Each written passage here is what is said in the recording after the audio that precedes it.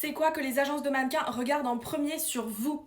Bienvenue dans cette nouvelle série Model Summer Booking où vous allez pouvoir tous les jours avoir des conseils pour vous lancer dans le mannequinat et également tenter d'être scouté parce que je suis modèle scout et je suis toujours à la recherche de nouveaux profils. Je suis modèle scout et également modèle booker, c'est-à-dire que je repère les profils et également je les place dans des agences ou sur des jobs. Donc là tout de suite maintenant mettez une petite photo de vous en commentaire avec votre âge, où est-ce que vous êtes basé, je passerai checker tous les commentaires.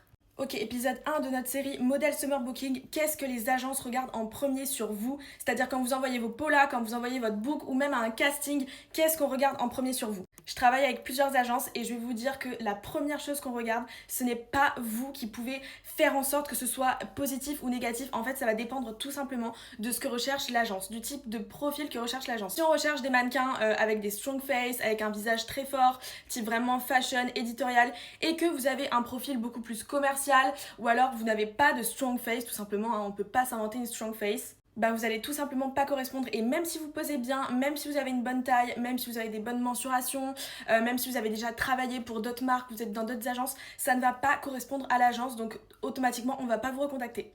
Deuxième chose très importante, une fois qu'on a évalué votre profil, est-ce que ça correspond? Est-ce que vous êtes un visage qu'on peut représenter dans notre agence à nos clients? Si on sait que tous nos clients demandent des mannequins type européen, on va pas forcément prendre des mannequins type asiatique. Vous voyez, chaque agence a ses clients avec qui elle travaille. Mais une fois qu'on a évalué ça, on va voir comment est-ce que vous posez. Est-ce que vous êtes confiant face à la caméra? Est-ce que vous avez du caractère? Est-ce que vous dégagez quelque chose? Donc là, on parle beaucoup plus de la photogénie.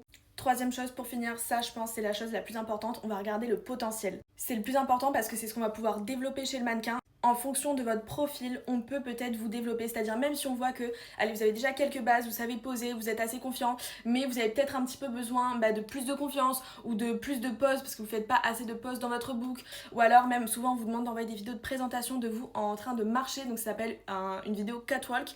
Si on voit que dans cette vidéo vous avez une bonne démarche mais que quand même vous savez pas trop positionner vos jambes, vos mains, ça aussi on peut l'améliorer, mais il faut qu'on voit que de base il y a quand même déjà un potentiel à développer et après nous on va vraiment travailler ça par la suite avec l'agence. C'est tout pour ce premier épisode. Si vous avez des questions, dites-moi en commentaire, je réponds à tout.